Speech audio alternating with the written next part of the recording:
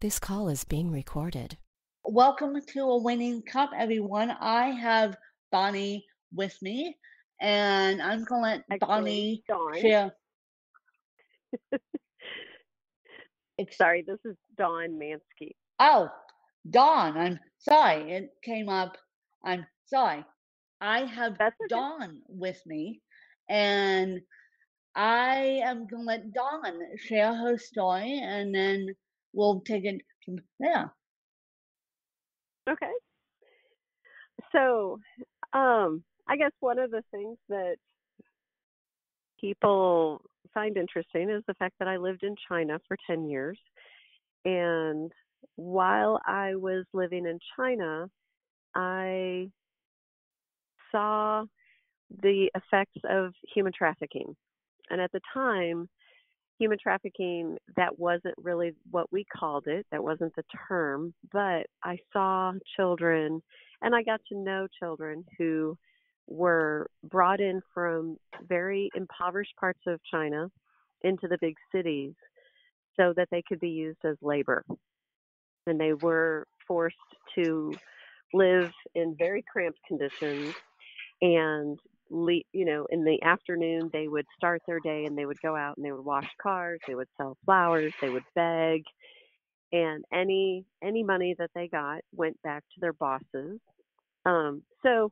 So I got to know kids in this situation, and I just thought, gosh, this is horrible. These kids aren't getting an education, they've been taken away from their families. And when I came back to the United States, I was actually studying in seminary and was I was at an informational luncheon hosted by IJM, International Justice Mission, and they had a video that was recorded by an undercover investigator who had gone into the back streets of Cambodia asking for the youngest girls he could find. And I it just it turned my stomach and broke my heart. And they brought these young girls into this room. They looked like they were maybe from 7 to 13 years old. And they were just bringing them in. They ushered them in so this man who was doing the investigation could choose the girl that he wanted. And it just made me sick. And I thought, this is such a horrible thing. And this isn't just happening to these kids that I met in China. This is happening all over the world. So I was really exposed to this reality that human trafficking and sex trafficking is happening all over the world. Well, then I just I started looking for ways that I could get involved. How can I help fight this horrible thing that's happening? And I just didn't know. I was living in the Midwest and I didn't know how I could get involved. But fast forward a little bit and I was introduced to a really amazing model of a social enterprise. And it was these sandals that were made by young women who otherwise, without the jobs they had making the sandals, would otherwise have been really desperate in their situations because they wouldn't have been able to continue their education, and it really would have stunted their opportunities for careers. So I really got a good understanding of social enterprise and how you can use business to help people. So that was interesting, but didn't really kind of fill the whole thing. But then I had these really fun pants from Thailand. And when I got these pants, I started wearing them and I was getting comments all over the place. So I had a TSA agent comment on my pants and a flight attendant. And I visited someone in the hospital and a stranger came up and asked me about the pants. And I had a woman chase me through a parking lot to ask me about these pants. And I just thought, okay, this is crazy. These pants, I love these pants. You can't find them in the United States. And obviously, there are other people that like these pants because women are coming out of the woodwork to ask me where I got these pants. So, as I'm looking at this model of social enterprise and have these women coming from all over the place to ask me about the pants, I start thinking, what if these pants could be the foundation of a business that could help women coming out of this horrible situation known as human trafficking?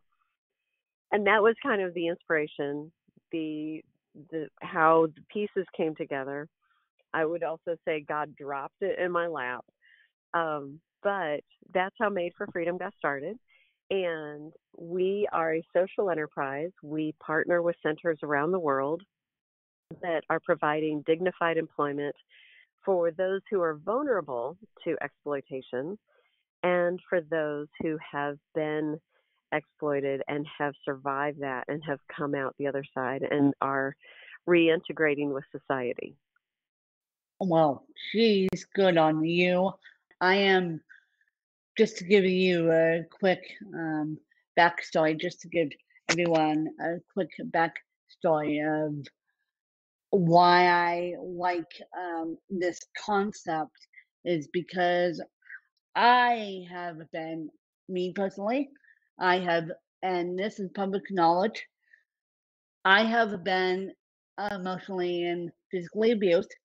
I Mm. have never landed up in this situation of human trafficking, nor do I want to. But human trafficking is something that is huge in this country, and we've got to start talking about it because it's not only huge in the US, it's huge in the third world population, third world countries with those populations. And I'm pretty dang positive that if it's not happening to the able-bodied, it's certainly happening to the disabled. And we just don't know about it because the number one, the disabled are helpless. Um, those who don't have a voice to speak up and say stop, that doesn't help you.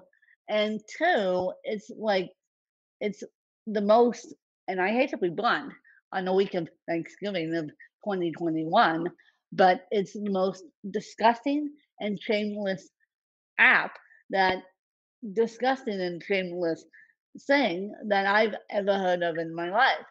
And now human trafficking is huge, not only for the able-bodied, but I have a sneaking hunch that human trafficking is even huger in the disabled population. We don't know about it because we're in the US. You know, I'm not sure about that, but yeah. I mean, the thing is, we don't really know numbers anywhere. Um, I'm sure that the disabled are also part of this atrocity and that they are suffering as well. And when we think of human trafficking, a lot of times we go to sex trafficking, but it's far more than that.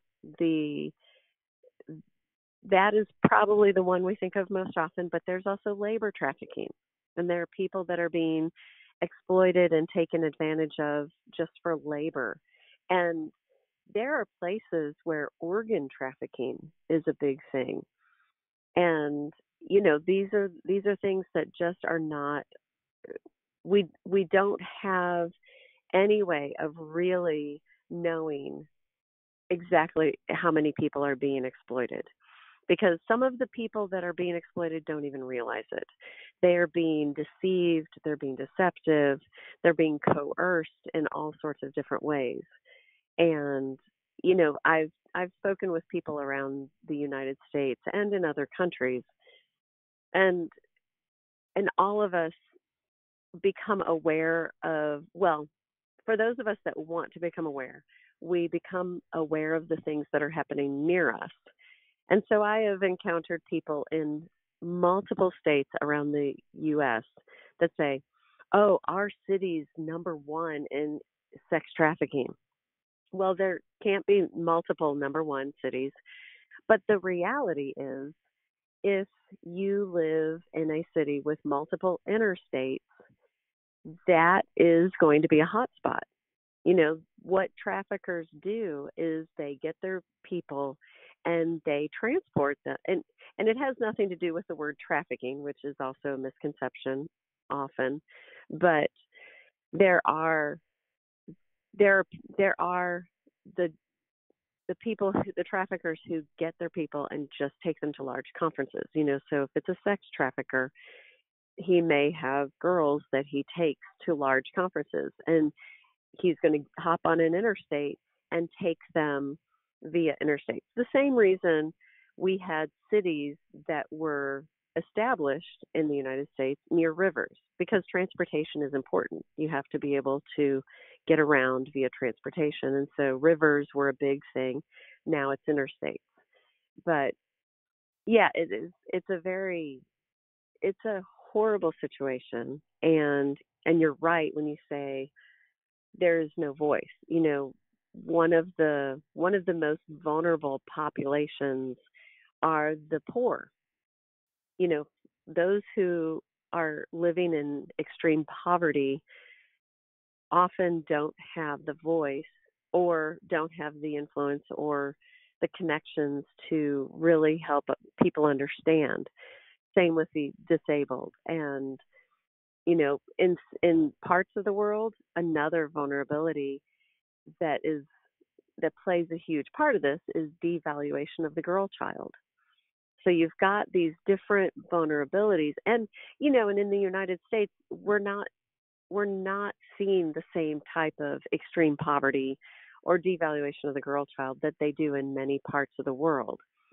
But if you think about teenagers and you think about insecurity in itself, lack of support from friends, lack of support from family, and insecurity all make a young lady, when we're talking sex trafficking more often, when we're talking about that makes a teenage girl very vulnerable. And how many teenage girls are vulnerable? 100%. How many of them are insecure? I guess I should say. How many teenage girls are insecure? And that is 100% to varying levels. But everyone has insecurities, and everyone is vulnerable to a level, some far more than others. But the unfortunate thing is we have people in our world that they prey on the vulnerable, and they look for people with not just some vulnerabilities, but more than the average vulnerabilities. And they are experts at identifying vulnerabilities, and they take advantage of those through force, fraud, or coercion. And that's how trafficking happens. Now, would you say that trafficking happens more with females or more with males? Well, it depends on which type of trafficking. I would say labor trafficking is probably more males. Sex trafficking is probably more females. But those are all under the umbrella of human trafficking. And recently, the numbers that are established for trafficking, or the estimates, they've recently started including forced marriage. So these purchased brides are now part of that. So the estimated number of people in modern day slavery, if you include the forced marriage, is at about 40.3 million people. And that number has gone up significantly because they started realizing that there are young ladies all over the world that are being sold into marriage, and it's not something that they wanted. It's not what they desire, but they are being sold into marriages. So if because of that number of forced marriages, it might be more females than males, but I'm not sure, because the labor trafficking, there are probably more men that are involved in that. So how can we, and how can those listening to the podcast break the stigma of human trafficking, break the stigma of labor trafficking, which I didn't know was a thing until today. And I knew about human trafficking, but I didn't know that labor trafficking was tossed into human trafficking. And so, how can we, as a human society, start breaking this stigma? Well, I think one of the biggest things is to learn more about it, to be educated and to just to understand what it is. And I have a PDF that I have available on our website, madeforfreedom.com. There's a banner at the top, and you can download a free PDF that it has a list of like red flags. So if you see a situation and it seems a little bit off, if you're aware of some of the red flags to watch for and some of the risk factors, what are the things that put people at risk for human trafficking? And what are some things that we can do? So, if you go to a restaurant and it seems like the employees are always there, they never seem to get a break, they don't really engage in conversation, and they're living there, and it doesn't seem like they ever get a vacation, or that could be a situation where those people are being forced into that job, and that would be called modern day slavery. If the boss has control of their passport and they're not able to freely leave, they're not, if they're always being brought to work and going home from work by their boss, so there's some little things that you can see, that you can notice and be aware this situation may not be good. If you see a young lady traveling with an older man and you ask her a question and she doesn't answer, but he answers for her all the time, that's a problem. So just some little things like that. But I think being educated about it, so that we can be more aware, so that we can identify when it's happening and call people in to help, that is huge. Sharing information. When you find information that is helpful, sharing that with your network, sharing that with your group of friends and family. One of the things that I have found that is huge, I spent several years trying to figure out, what can I do that is going to practically help survivors of sex trafficking or those who are vulnerable. And the more I dig in and the more I research it, providing good jobs makes people less vulnerable to exploitation. Because if you are not able to pay your bills, you're not able to buy food, you're not able to support yourself, you're vulnerable to those who are going to be around you and offer those things in exchange for something you don't want to give. And so dignified employment is huge as far as preventing those vulnerabilities. And that Made for Freedom, that's our focus, that's our mission, is providing dignified employment for survivors of trafficking, but also for those who are vulnerable. So we have product made, we have necklaces, we have scarves, we have T-shirts, we have all sorts of products. We have candles, soap, whatever these centers can do, however they work with the survivors. They provide services, they provide training, they provide therapy, but they also provide job skills so that the women and men have the ability to make these products.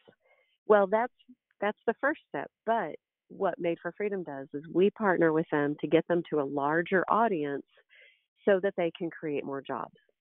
Because it's the jobs that make that center self-sustaining. It's selling the product that provides the revenue that pays the salaries of the survivors and those who are marginalized. So, even outside of Made for Freedom, when we are purchasing things, I think as a society, looking at where did this get made? That's a really significant part, because if we're buying things that were made at a sweatshop, that sweatshop is paying a poverty wage, not treating their employees well. The poverty wage is likely leading to generational poverty and creating vulnerable people who are very vulnerable to being exploited. So if we're buying the cheapest thing and it's coming from a sweatshop for people who are getting paid pennies, we are actually part of the problem of exploitation, because we're creating vulnerable populations in an attempt to hold on to our wealth, instead of looking at, okay, I might have to pay a little bit more, but I know this product is paying a dignified living wage, and the person making this product is safe, and I'm not contributing to exploitation. Well, when you mention that, how how could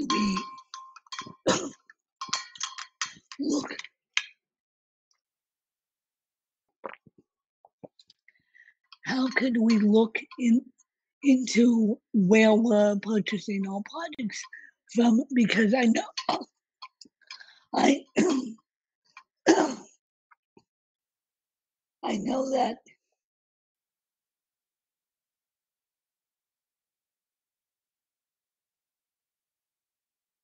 Hello? I was going to say, I know that Amazon has a lot of products, and they don't necessarily say where they're manufactured. Let's hope they're manufactured in the U.S. And how can we, as a human society, look into where people are manufacturing things? Good question. One World Ethical Shopper, I believe, is one app that can be downloaded, and that tells a lot. Another kind of movement that is really good at giving information like that is Fashion Revolution, and that is a group of fashion professionals, media, all sorts of professionals that have come together and said, okay, enough is enough. And they formed after, it was around 2013, 2012, 2013, that they formed after the collapse of the sweatshop in Bangladesh at Rana Plaza.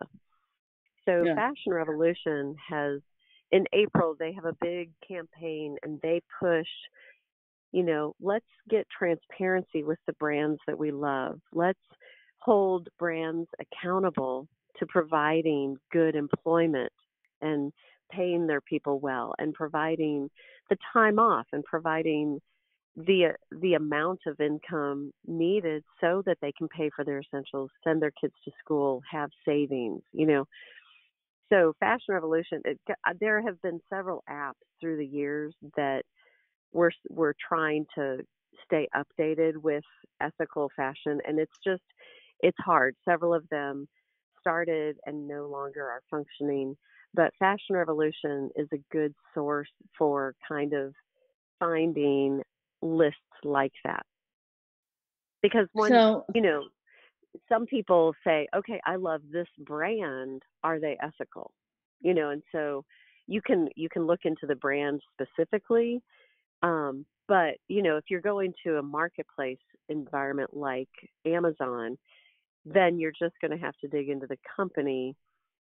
I don't know that there's going to be a listing that says, okay, these places on Amazon, but more along the lines of the brands that you like. It's easier to go and find if they are providing dignified employment, living wage. Living wage is a good standard to look for. So you're saying dig deeper than Amazon. Yeah. I mean, if you're buying things from Amazon, um, do what you can to figure out where that's coming from. It gets a little tricky because, there could be multiple sellers on Amazon that are selling the same thing. It depends on what you're buying as well.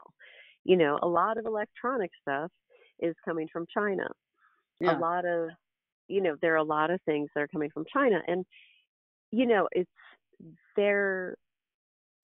It's interesting because there are a lot of people who are like, I don't want to buy anything from China. And there are sweatshops in China for sure. But there are also places of good employment in China. And, so it needs to not be just, oh, I'm banning this country, but looking at what does this employer do? Because we are a global society. We are exchanging goods around the globe. In China, yeah, they're selling things made in the United States, and we're selling things made in Italy and in Japan and in Brazil. So it's rather than banning a country, look a little bit deeper if you can. Do what you can to look a little bit deeper. I was talking to a friend one time, and she said, "Okay, tell me what's the worst country for sweatshops and vulnerable situations and trafficking." And I said, I'm not an expert on supply chains, but from what I have researched and from what I know, Bangladesh is definitely one of the top countries for sweatshops. There's such extreme poverty that the people can be taken advantage of by offering them a job for very low wages. So there are a lot of sweatshops in Bangladesh. And she said, okay, I'm never buying anything from Bangladesh again. And I said, wait, hang on. Now, think about this. There are jobs. I'm not saying they're good jobs, but if you think about, okay, let's say you have a district of sweatshops. And what are they doing? If they're making clothing that's coming to the United States, or they're making things coming to the United States, let's say as a society in the United States, we say, we don't want anything else from Bangladesh. Well, what happens? If those sweatshops close down, what happens to all of, and the majority, I would say the majority of seamstresses are women. What happens to all of those women, hundreds and hundreds of women that had jobs not paying them nearly enough? They end up with no job. And I guarantee yeah, you that those women end up being exploited even worse. It's not, the problem is not easy. The solution is not easy. If we say, I'm not going to buy anything from Bangladesh, that is probably even worse for that country. But how about we get online and that's one of the things that I appreciate about this movement that happens in April is that they encourage people, take a picture and put it on social media of the brand that you love and say, and their hashtag is who made my clothes. So let's look for transparency. Let's call some brands into accountability and say, we love your brand. We don't want stuff made at a sweatshop. We want things that are paying a living wage. We want people to be treated with dignity. So, it's not as easy as I'll never buy anything from this country, because we are a global society. If we are providing dignified employment and we can encourage brands to do a better job, then that increases the opportunity in countries. and it is. It's how are we spending our dollars? So it really like that's how brands decide. Brands don't want to lose customers, so they try to maintain their brand, the authenticity of their brand and the reputation of their brand. And so, just in case people didn't hear the app you're recommending to look at Escalante, say that again. Well, there's an app, but I actually don't know that it's still working. So I would just point people to Fashion Revolution. And if you just Fashion look up, Revolution. Okay. yeah, if you look up Fashion Revolution, they do a good job of keeping lists of different, and there are all sorts of ways to evaluate different companies. Another thing to look for would be if a company is a B Corp, a B corporation. Hmm.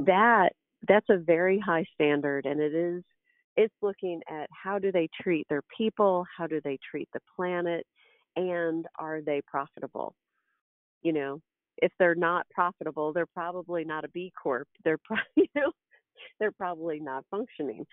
But it's not, their whole thing is it's not just profit, because so many companies, their absolute number one primary focus is profit.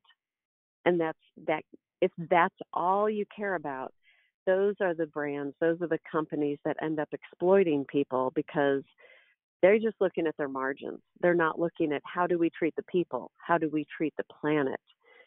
So if a company is a B Corp, they're looking at, okay, we need to make a profit, but we need to look at how are we treating people? How are we treating the planet? And are we making a profit? And then there's Yeah. Fashion Revolution as well, and that is a good place to just kind of dig into brands that are ethical and, digging into the transparency. So, And then, Dawn, uh-huh. where can people find you if they want to get a hold of you? I know you had a complete sentence, but I just want to make sure that people get a hold of you until you can continue with that sentence. But I just want to make sure that people know how to get a hold of you if they want to support you and support what you're doing. Well, yeah, sure, no problem. Madeforfreedom.com is the easiest way. You can reach me at Dawn at madeforfreedom.com. That's my email address. And on the Made for Freedom website, we have a contact page as well. And, there's, whenever I talk to people, there are people who are just intrigued and they're like, wow, this is incredible. This is great. I want to get involved. I want to do something. And they look at our products and they understand, okay, this is actually helping someone because it's providing a good job. And we have some beautiful pieces. We have this Seek Justice necklace that it's a bar that says, it has writing on three sides. It says, Seek Justice, Love Mercy, Walk Humbly. And that just resonates with people because we just need more of that. And, but we have all these beautiful pieces from different partners around the world.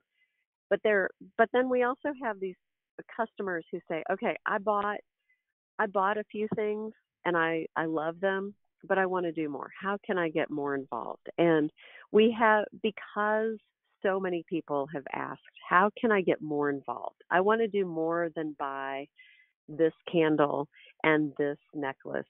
I want to help people understand this. We created these deep events. So on our website it says Go Deep. And DEEP is the acronym for Dignified Employment Empowers and Protects. And so that is it's a program where people can get a selection of our products, and they share that with the people that they want to. They can do an online deep fashion event, or they can do it in person. But it also comes with a training program. So we have a video program that's about 45 minutes long, and I go through a kind of a trafficking 101 class that is called the 5 key components of exploitation. So I go through, what are the vulnerabilities? What does that look like? Who are the procurers and perpetrators? What does exploitation actually mean? What does that look like? Rescue and restore, how does that happen? And then the last phase of the 5, return and reintegrate. So these deep fashion events, we call them deep because of the acronym, but it's not just a gathering like a little jewelry party, which can be very nice and very beautiful. These have beautiful products, but we do go deep and we talk about really hard issues. Human trafficking is a horrible thing and it's hard. So we go deep and we dig into the issue, but we also take action and become part of the solution through the purchases we make, which create dignified employment. Well, it's amazing what you're doing, and when I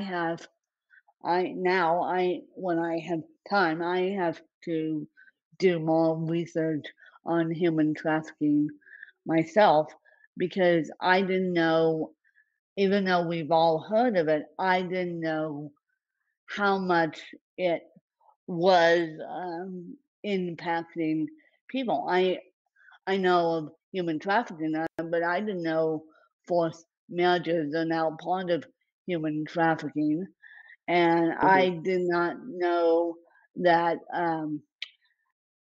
labor is part of human trafficking. I'm sure that my fan base did not know that because we briefly touched on human trafficking. We've all heard of human trafficking, but at the same time, it's more to that, you guys. So I'm going when I have time, and I don't have time as we record this, but when I have time, I'm going to interview more experts on human trafficking because now I want to break the stigma. So, to you guys listening, if you guys know any experts out there, you can help me with this research project who are skilled enough on human trafficking to come on and explain to us how we can break the stigma. But Dawn, this is only the beginning. This is only the beginning, you guys, of what we can do as a human society and to stop human trafficking and stop labor and put labor laws into effect. Yeah, for sure. And so, Dawn, do you have any questions for me as we close out this interview? Well, I guess, if this is kind of a new, you're learning a lot, I guess, about human trafficking, but any thoughts on purchasing and how this might affect your decisions moving forward as a consumer? Well, if I could, I would do small business all the way around. And I sell my books on Amazon, but I am now I I had I am going to put it this way. I had come to Jesus moment, so to speak, about selling my books on Amazon and how the labor laws and Amazon are not good. And so if I could do small businesses all the way around, and I'm definitely going to look at labor laws, and I'm definitely going to look at that campaign of Fashion Revolution because I want to now break the stigma. I mean, people are like, well, Emma, I had a very good friend tell me straight to my face that, and yes, you know who you are, that Amazon saved us during the pandemic. Yes, Amazon saved us during the pandemic, but at the same time, let's put these people in safer positions that work for Amazon instead of doing child labor, or let's get labor laws in place. And I could go on about this all day long because I am a big believer in equal opportunity in employment due to my disability. And it will be interesting, and I'll let you guys know where Arizona Vocational Rehab puts me. Otherwise, I told them what I want, but at the same time, they're just putting the disabled in jobs for the sake of jobs. And now I want a comfortable job that I don't feel like it's putting pressure on me. But I think that we've got to start calling out Amazon, and we've got to start calling out Amazon labor laws, and we've got to start looking at human trafficking deeper than what we know about. So yes, this conversation changes my perspective as a consumer, but I because Amazon is so big and because it has everything on there, I think we just deal with, okay, let's deal with Amazon Prime. And then we don't think about the sweatshops in India or the sweatshops in Bangladesh producing the stuff we buy off Amazon. So this conversation, Don, has made me more aware, and of course, I'll do more research on labor laws and human trafficking. And I think we all should support small businesses and stop with the big, this being the week of Thanksgiving of 2020, um, of 2021. And so I think we should all support small and local businesses just and support what Dawn's doing, because that would help break the stigma of labor laws and human trafficking and sweatshops and all of that. That would be awesome. And you make some very good points there, just digging into what companies are doing with their labor. Yeah, because you would be surprised if you guys are going to be surprised how much I'll dig, and I'll dig for it over Christmas time, and it's or maybe I'll start digging later on this week, but it's going to be surprising what we all find out. And I think you guys should. I'm trying to boycott Amazon to the best of my abilities, but me boycotting Amazon is not working out. It will work out, but not right now because Amazon and Whole Foods are so connected that I can't function without Whole Foods. But I would like to be functioning without Whole Foods. Number one, it's all paycheck. Number two, I don't want to necessarily be involved with these labor laws and human trafficking. I want to be involved in a safe working environment myself, equal opportunity employment, and the list goes on and on. And I don't want, at the end of the day, I don't want to say, oh, I purchased things off Amazon. God knows it's coming out of a sweatshop. And so I'll do, since this conversation with Dawn, I'll do more research myself for you guys, and then we'll figure it out. I think that's a great idea. And so, Don, just repeat your website for all of us that are listening, and I'll actually put this episode up and out later on this week so that people can get a full grasp of what's going on and how they can support you. Well, thank you. That would be awesome. And the website is Made for Freedom, and it's MadeForFreedom.com. And again, our products are made with dignity and dignified employment by survivors of human trafficking and those coming out of marginalized situations, those who are at risk of exploitation. So again, you guys, I will bang the drum loudly about this. Made for Freedom.